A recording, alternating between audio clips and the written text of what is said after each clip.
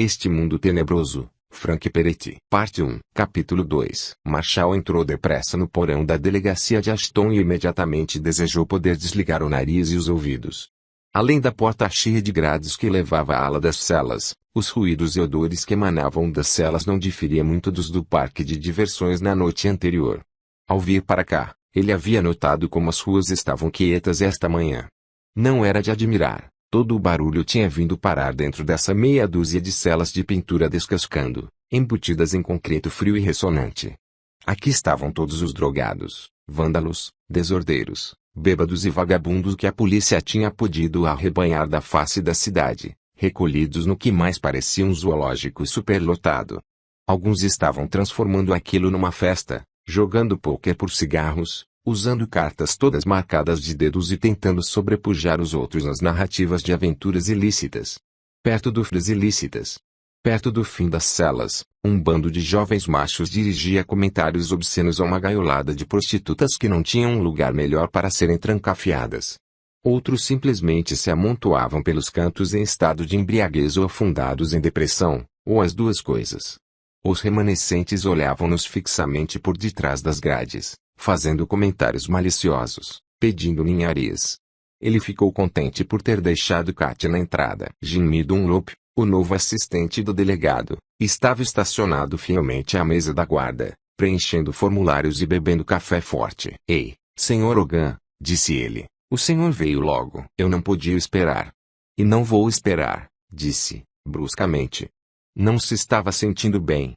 Este havia sido seu primeiro festival, e só isso já era um mal em si, mas ele jamais esperou, jamais sonhou com tal prolongamento da agonia. Qual uma torre, ele se elevou à frente da mesa, sua robô figura inclinando-se para a frente a fim de acentuar a sua impaciência. "E então?"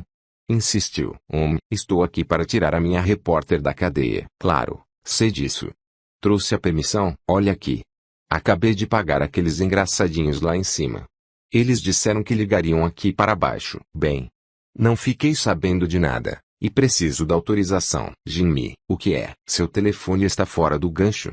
Marshall colocou o telefone à frente do guarda com tanta força que fez o telefone tilintar de dor. "Ligue para eles." Marshall endireitou-se, viu Jimmy discar o número errado, discar novamente, tentar completar a ligação. "Ele combina bem com o resto da cidade", pensou Marshall, passando nervosamente os dedos pelos cabelos vermelhos que começavam a ficar grisalhos. Ora, claro que era uma cidade simpática. Engraçadinha, talvez tão desajeitado que está sempre se metendo em encrencas. As coisas não eram tão melhores assim na cidade grande, tentou lembrar a si mesmo. "Ah, Sr. Hogan", disse Jimmy, com a mão sobre o bocal, "com quem foi que o senhor falou?" "Kinney." "Sargento Kinney, por favor." Marshall estava impaciente. "Passe-me a chave da porta. Quero que ela saiba que estou aqui." Jimmy deu-lhe a chave. Já havia discutido com Marshall Hogan antes. Uma onda de fingidas boas-vindas jorrou das celas, acompanhada de tocos de cigarros e o som de marchas assobiadas enquanto ele passava. Ele não perdeu tempo em achar a cela que procurava. "Muito bem, Krueger, sei que você está aí dentro." "Venha pegar-me, Hogan", veio a resposta, dada por uma voz feminina desesperada e algo ultrajada lá dos fundos. "Bem, estenda o braço, acene para mim, faça alguma coisa, acene para mim. Faça alguma coisa." Uma mão apareceu entre os corpos e grades e acenou-lhe com desespero. Ele foi até lá, deu-lhe uma pancadinha na palma, e achou-se face a face com Berenice Krueger, detenta, sua melhor colunista e repórter. Ela era uma jovem e atraente mulher de seus 25 ou 26 anos, com cabelos castanhos em desordem e óculos grandes, de aro de metal, agora manchados. Ela tinha obviamente passado uma noite difícil e no momento estava na companhia de pelo menos uma dúzia de mulheres, algumas mais velhas, algumas chocantemente jovens, a maioria prostitutas apanhadas pelo camburão da polícia. Marshall não sabia se ria ou cuspia. "Não vou poupar palavras. Você está com uma cara horrorosa", disse ele. "Está apenas de acordo com a minha profissão." "Sou uma prostituta agora." "É sim." "Sou uma prostituta agora." É sim, uma de nós", entoou uma moça rechonchuda. Marshall fez uma careta e abanou a cabeça. "Que tipo de perguntas você andou fazendo por lá?" "No momento, nenhuma piada tem graça. Nenhuma história do que aconteceu na noite passada é engraçada. Não estou rindo, estou fervendo." Aquele serviço era um insulto em primeiro lugar. Olhe, alguém tinha de escrever sobre a folia. Mas nós acertamos em cheio no nosso prognóstico. Certamente não havia nada de novo debaixo do sol, nem da lua, por assim dizer. Você foi presa, ofereceu ele, por querer agarrar o leitor com uma isca escandalosa. O que mais havia para se escrever? Vamos, leia para mim o que escreveu. Uma espanhola no fundo da cela ofereceu. Ela tentou fazer negócio usando o truque errado, e todas as celas arrebentaram em gargalhadas e vaias. Exijo ser posta em liberdade, disse Berenice, furiosa. E você pisou em cola. Paguei sua fiança. Vamos tirá-la daqui. Berenice esperou um pouco até conseguir esfriar e então relatou, respondendo às suas perguntas. Eu estava fazendo entrevistas locais, tentando obter algumas boas fotos, boas declarações, boa qualquer coisa. Assumo que Nancy e Rosie aqui. Ela olhou em direção a duas jovens que poderiam ter sido gêmeas, e elas sorriram para Marshall. Ficaram querendo saber o que eu estava fazendo, circunnavegando constantemente pela área do carnaval com cara de perdida. Elas puxaram uma conversa que realmente não levou a nada do ponto de vista de notícias, mas que nos meteu as três em apuros quando Nancy quis passar a cantada num tira disfarçado e acabamos indo para a Arecana todas juntas. Acho que ela se sairia bem na profissão, brincou Nancy, enquanto Rosie fingia que lhe dava um tabefe. Marshall perguntou, e você jornalista? Ele nem me deu chance. Eu lhe disse quem era. Bem, ele ouviu? Perguntou Marshall às moças. Ele ouviu o que ela disse. Elas simplesmente deram de ombros, mas Berenice engrenou a voz a toda e gritou, este tom é alto o bastante para você? Foi o que usei ontem à noite enquanto ele me botava as algemas. Bem-vinda Ashton. Vou tomar a insígnia dele. Apenas fará seu peito ficar verde. Hogan ergueu a mão a fim de impedir outra explosão. Ei, olhe, não vale a chateação. Existem outras escolas de pensamento. Berenice, tem umas coisas que adoraria ver impressas, com 4 colunas de largura. Tudo acerca do Supertire e daquele cretino paradão que é o chefe. E por falar nisso, onde está ele? Quem? Você está falando do Bromell. Ele tem um jeitinho muito conveniente de desaparecer. Sabia? Ele sabe quem sou. Onde está ele? Não sei. Não consegui entrar em contato com ele hoje de manhã. E ele me deu as costas ontem à noite. Do que você está falando? Subitamente, elas ontem à noite. Do que você está falando? Subitamente, ela fechou a boca. Mas Marshall leu seu rosto tão claramente quanto se ali estivesse escrito, não se esqueça de me perguntar mais tarde. Naquele exato momento, a grande porta se abriu e Jimmy Dunlop entrou. Falaremos a respeito depois, disse Marshall. Tudo certo, Jimmy. Jimmy estava intimidado demais pelos berros, exigências, vaias e apupos vindos das gaiolas para responder de pronto. Mas uma coisa era certa, ele tinha a chave da cela na mão. Isso era suficiente. Afastem-se da porta, por favor, ordenou ele. Ei, quando é que a sua voz vai mudar? Foi característica das respostas que obteve. Mas elas se afastaram da porta. Jimmy abriu, Berenice saiu rapidamente, e ele bateu a porta e a trancou atrás dela. Muito bem, disse ele, você está livre para você está livre para sair sob fiança. Será notificada sobre a data em que terá de comparecer perante o juiz. Quero apenas que me devolva minha bolsa, minha carteira de jornalista, meu bloco de anotações e minha máquina fotográfica, sibilou a moça, dirigindo-se à porta. Katyogan, uma ruiva séria e esbelta, havia tentado aproveitar bem o tempo enquanto esperava lá em cima, no vestíbulo do tribunal. Havia muito o que observar aqui depois do festival, embora certamente nada que fosse agradável. Alguns miseráveis sendo escoltados ou arrastados para dentro, lutando contra as algemas o tempo todo e despejando obscenidades. Muitos outros estavam sendo soltos nessa hora após uma noite passada atrás das grades. Parecia quase a mudança de turnos em algumas fábricas bizarra. O primeiro turno saindo, algo desapontado, seus minguados pertences ainda em saquinhos de pão indignado. A maioria dos policiais era estranha vinda de outras partes, trabalhando horas extras para reforçar a minúscula equipe de Ashton, e não estavam sendo pagos para ser bondosos ou educados. A mulher de bochechas caídas sentada à escrivaninha principal tinha 2 cigarros esfumaçando no cinzeiro, mas pouco tempo para tirar uma tragada entre o processar de papéis de cada caso que entrava ou saía. Pelo que Katy podia ver, a operação toda parecia muito apressada e desleixada. Havia alguns advogados baratos passando os cartões. Mas uma noite na cadeia parecia ser o castigo máximo que qualquer uma daquelas pessoas teria de enfrentar. E a única coisa que desejavam agora era sair da cidade em paz. Katy meneou inconscientemente a cabeça. Pensar na pobre Berenice sendo arrebanhada por esse lugar adentro como se fosse ralé. A moça devia estar furiosa. Ela se enfundara em seu abraço. Disse. Isso é o que chamo de mudança agradável. Depois do que tive de ver lá embaixo, preciso de um bálsamo, disse-lhe Marshall. Ela colocou o braço em volta dele e o puxou para perto de si. É isto que acontece todos os anos? Perguntou ela. Não, ouvi dizer que piora cada vez mais traço. Katy meneou a cabeça outra vez, e Marshall acrescentou, mas o Clarim terá algo a dizer sobre isso. Ashton bem que poderia usar uma mudança de direção, a esta altura. Eles já deviam estar enxergando isso. Como está Berenice? Ela será um colosso de redatora por uns tempos. Está bem. Sobreviverá. Você vai conversar com alguém a respeito de tudo isso. Alfred Mel não está por aí. Ele é sabido. Mas eu o pegarei mais tarde hoje e verei o que posso fazer. E não me importaria de receber meus $20 de volta. Bem, e não me importaria de receber meus $20 de volta. Bem, ele deve estar ocupado. Eu detestaria ser o delegado num dia como hoje. Ele detestará o cargo muito mais se isso estiver em meu poder. A volta de Berenice de uma noite de encarceramento foi marcada por um semblante carregado e passos secos, batendo com força no linóleo. Ela também carregava um saco de papel, furiosamente rebuscando dentro dele para assegurar-se de que continha todas as suas coisas. Katy estendeu os braços a fim de dar um abraço reconfortante em Berenice. Berenice. Como está? Brownell é um nome que logo será lama, o nome do prefeito será estéril, e não poderei imprimir o que o nome daquele tira será. Estou indignada, posso estar constipado e preciso desesperadamente de um banho. Olhe, disse Marshall, desconte a raiva na máquina de escrever, dê uns tapas nas moscas.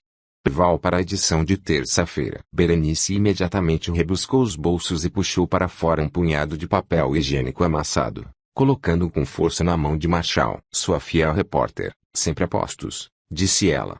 O que mais havia para fazer lá além de olhar a parede descascar e esperar em fila a minha vez de usar o vaso sanitário?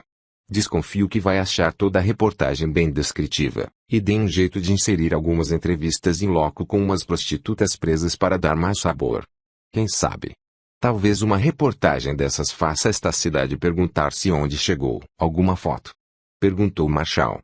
A moça entregou-lhe um rolo de filme. Você deve encontrar algo aí que possa usar. Ainda estou com filme na máquina, mas esse é de interesse pessoal para mim. Marshall sorriu. Estava bem impressionado. Tire folga hoje, por minha conta. As coisas parecerão melhores amanhã. Talvez até lá eu já tenha recobrado minha objetividade profissional. Vai cheirar melhor. Marshall, disse Katy. Tudo bem, disse Berenice. Ele me joga esse tipo de coisa o tempo todo. A essa altura, ela havia apanhado a bolsa, a carteira de jornalista e a máquina e jogou vingativamente o saco da papel amassado numa lata de lixo, perguntando, e como está a situação de transporte? Katy trouxe o seu carro, explicou Marshall. Se você lhe desse uma carona até a casa, seria melhor para mim. Tenho de ver se consigo resolver as coisas lá no jornal e depois vou tentar encontrar Brownell. Os pensamentos de Berenice engataram prontamente nessa marcha. Brownell, certo. Tenho de falar com você. Ela começou a arrastar Marshall para o lado antes que este pudesse dizer sim ou não, e ele conseguiu apenas dar uma olhada em Katy pedindo desculpa antes que este pudesse dizer sim ou não. E ele conseguiu apenas dar uma olhada em Katy pedindo desculpas antes que Berenice e ele dobrassem um canto e ficassem fora de vista, perto dos banheiros. Berenice abaixou a voz. Se você vai falar com o delegado Brownell hoje, quero que fique sabendo que eu sei, além do óbvio, que ele é um ordinário, um covarde e um cretino. Sim, além disso tudo. São pedaços, observações desconexas, mas talvez venham a ter sentido algum dia. Você disse que eu sou boa para enxergar detalhes. Acho que vi o seu pastor e ele juntos na folha ontem à noite. O pastor Young, a Igreja Cristã Unida de Ashton, certo? Presidente do corpo local de pastores, endossa a tolerância religiosa e condena a crueldade para com animais. Sim, isso mesmo. Mas Brownell nem vai à sua igreja, vai? Não, ele vai àquela igreja pequenina. Eles estavam a loira, um velhote baixote e atarracado, e uma víbora que mais parecia um fantasma, de cabelos pretos e óculos escuros. Óculos escuros de noite. Marshall ainda não estava impressionado. Ela continuou como se estivesse tentando vender-lhe algo. Acho que cometi um pecado capital contra eles. Tirei uma foto, e, Pelo que pude perceber, não gostaram nada. Brumel ficou bem nervoso e, ao falar comigo, gaguejava. Young pediu-me em tom firme que saísse, dizendo, esta é uma reunião particular. O gorducho deu-me as costas e a mulher fantasmagórica ficou simplesmente a olhar para mim com a boca aberta. Você já pensou em como encarará tudo isso depois de um bom banho e uma noite decente de sono? Espere eu terminar e então saberemos, está bem? Ora, foi logo depois daquele pequeno incidente que Nancy e Rosie se agarraram a mim. O que quero dizer depois daquele pequeno incidente que Nancy e Rosie se agarraram a mim? O que quero dizer é que não fui eu que as procurei, elas me procuraram. E logo a seguir fui presa e minha máquina confiscada. Ela percebeu que não estava conseguindo fazer que ele compreendesse. Ele olhava impaciente ao redor, o corpo já inclinado de volta na direção do vestíbulo. Está bem, só mais uma coisa, disse ela, tentando segurá-lo ali. Brumel estava lá, Marshall. Ele viu tudo. Tudo o quê? Eu ser presa. Eu estava tentando explicar quem era Eltira. Estava tentando mostrar-lhe minha carteira de jornalista. Mas ele apenas me tomou a bolsa e a máquina e me algemou. Olhei para o lado da barraca de dardos de novo e vi Brumel observando tudo. Ele sumiu imediatamente, mas juro que o vi olhando tudo o que estava acontecendo. Marshall, repassei tudo o que aconteceu ontem à noite, mente acho. Bem, não sei o que pensar, mas tem de significar alguma coisa. Para completar o cenário, aventurou Marshall, o filme da sua máquina sumiu. Berenice examinou a máquina. Oh, ainda está aqui. Mas isso não quer dizer nada. Hogan deu um suspiro enquanto considerava o que ela havia dito. Está bem, tire o restante das fotos, e veja se arranja algo que possamos usar, certo? Depois revele o filme e então veremos. Podemos ir? Será que eu já cometi erros impulsivos, imprudentes, por excesso de confiança como este antes? Claro que sim. Ora, faça-me o favor. Não dá para confiar um pouquinho? Pelo menos desta vez, tentarei fechar os olhos. Sua esposa está esperando. Eu sei. Marshall não sabia bem o que dizer a Katy quando se reuniram a ela. Desculpe o que aconteceu, murmurou ele. Então, disse Katy, tentando apanhar o assunto no ponto em que haviam interrompido. Estávamos falando de condução. Berenice, tive de trazer seu carro aqui para você tê-lo a fim de ir para casa. Se você me deixar em casa. Sim, certo, disse Berenice. E, Marshall, tenho uma porção de coisas que fazer hoje à tarde. Você pode apanhar a Sandy depois da aula de psicologia dela? Marshall não disse nada, mas seu rosto mostrava um sonoro não. Katy pegou um molho de chaves na bolsa e o entregou a Berenice. Seu carro está logo ali na esquina, próximo do nosso, no espaço reservado à imprensa. Por que você não vai buscá-lo? Berenice entendeu a deixa e saiu. Katy segurou Marshall com um braço amoroso e examinou seu rosto por um momento. Ei, vamos. Tente. Pelo menos uma vez. Mas brigas de galo são ilegais neste estado. Se por onde começar, disse ele. Estar lá para apanhá-la significará algo. Aproveite a chance. Enquanto se encaminhavam na direção da porta, Marshall, correndo os olhos ao redor, deixou seus instintos examinarem a situação. Você entende esta cidade, Katy? Disse, afinal. É como um tipo de doença. Todo mundo por aqui está com a mesma moléstia esquisita. Uma manhã ensolarada sempre ajuda a fazer com que os problemas da noite anterior pareçam menos graves.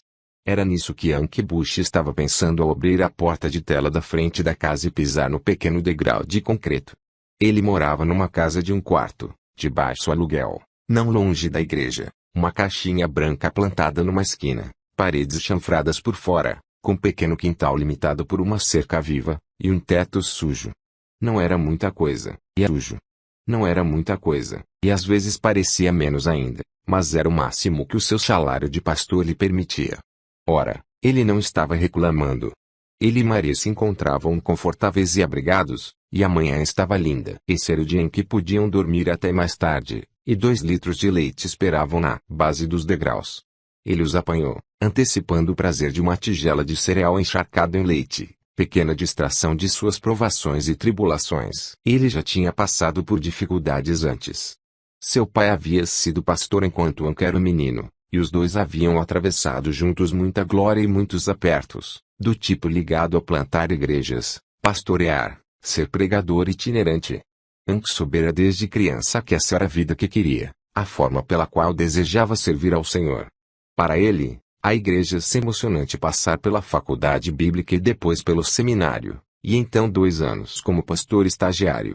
Era emocionante também agora, mas lembrava a esfuziante sensação que os texanos devem ter sentido no Álamo.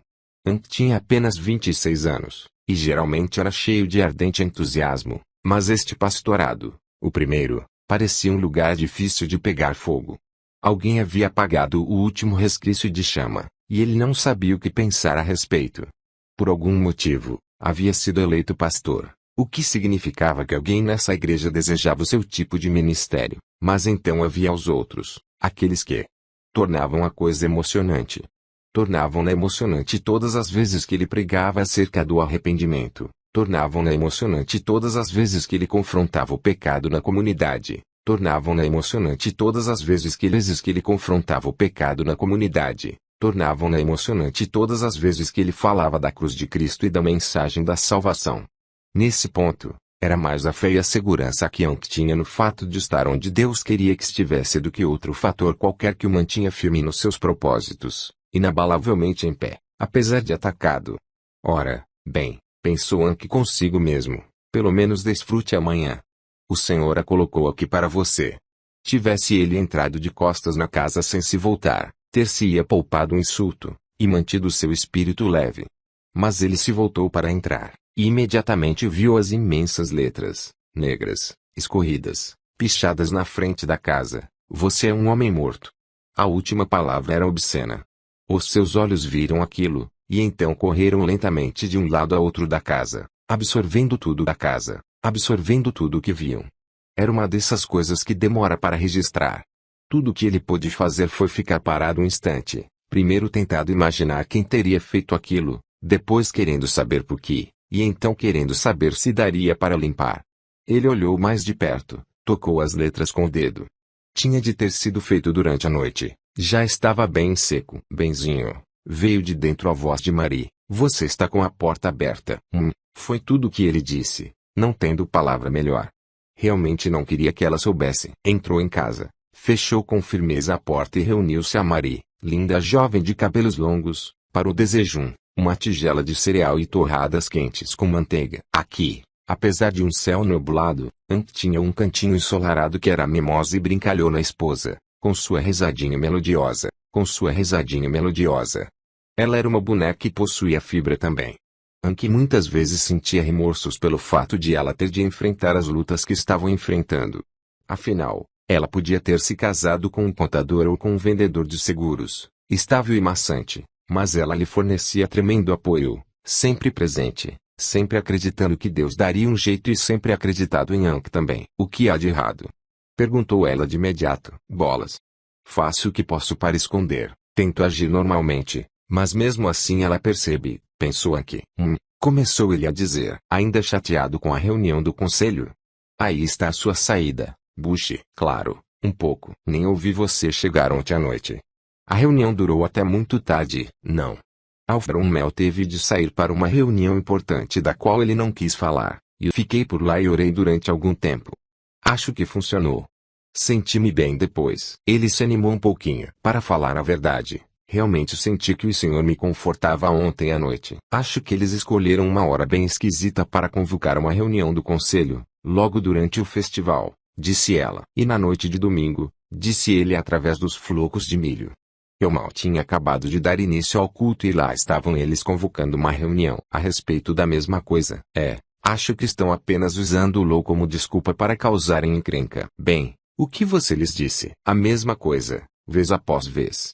Apenas fizemos o que a Bíblia manda. Eu procurei o Lou, depois eu e o Johnny procuramos o Lou, e depois apresentamos o problema ao restante da igreja, e então nós o eliminamos da comunhão." Parecia mesmo ser o que a Nós o eliminamos da comunhão." Parecia mesmo ser o que a congregação decidiu. Mas por que o conselho não consegue acatar a decisão? Eles não sabem ler. Os 10 mandamentos não fazem referência ao adultério. Eu sei. Hank pôs a colher na mesa a fim de poder gesticular melhor. "E eles estavam bravos comigo ontem à noite.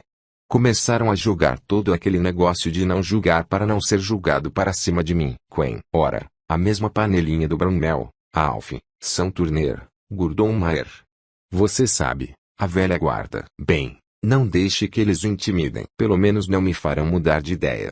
Mas não sei que tipo de segurança no emprego essa atitude me garante. Agora Maria estava ficando indignada. Bem, não dá para entender o que há de errado com Alfred Mel. Será que ele tem algo contra a Bíblia ou a verdade ou o quê? Se não fosse contra a Bíblia ou a verdade ou o quê? Se não fosse essa questão, certamente seria alguma outra coisa. Jesus o ama, Marie, acautelou Anke.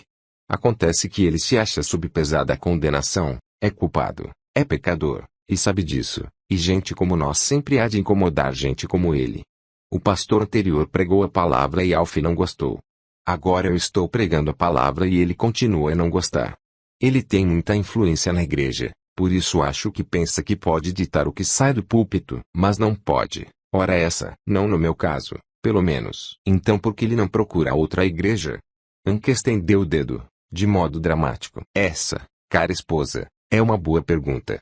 Parece haver um método na loucura dele, como se fosse sua missão na vida destruir pastores. É apenas o quadro que eles pintam de você. Você, sim, pintar. Você está pronta? Pronta para quê? Anke inspirou fundo, expeliu o ar, e então olhou para ela. Tivemos uns visitantes durante a noite. Eles picharam à frente da casa. O quê? Nossa casa? Bem, a casa do nosso senhorio. Ela se ergueu. Onde? Perguntou, dirigindo-se à porta da frente, os chinelos felpudos raspando na calçada. Oh, não. Anke juntou-se a ela e, juntos, absorveram o quadro. Ainda estava lá, mais real do que nunca. Ora, isso me deixa fula da vida, declarou ela, mas agora estava chorando. O que fizemos para merecer isso? Acho que estávamos falando sobre esse assunto agora mesmo, sugeriu Anke. Marie não entendeu o que ele disse, mas tinha uma teoria própria, a mais óbvia de todas. Talvez o festival pior nas pessoas. Anke tinha sua própria teoria, mas nada disse. Tinha de ser alguém da igreja, pensou. Ele havia sido chamado de uma porção de coisas: hipócrita, moloide, encrenqueiro ultramoralista. Havia até sido acusado de ser homossexual e de bater na esposa. Algum membro da igreja, enraivecido, podia ter pichado a parede, talvez um amigo de Low Stanley, o adúltero, talvez o próprio Low. Ele provavelmente jamais viria a saber, mas tudo bem. Deus sabia.